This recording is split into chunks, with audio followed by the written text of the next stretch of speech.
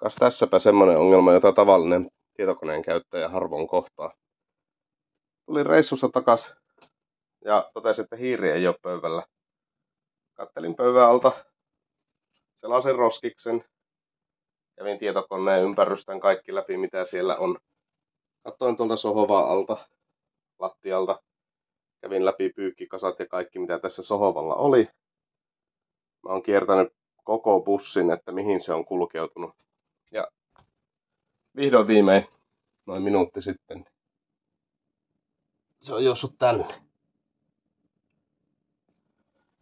Eli ei tarvita kuin yksi jarrutus ja yksi mutka, niin se pääsee tonne asti. Ja mulla meni koko ilta sitä etsiessä, koska se oli just tuon harjan takana.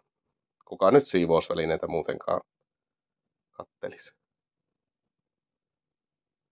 Ehkä tähän kannattaa hommata sitten teline tolle hiirelle, niin jos se jatkossa löytyisi paremmin.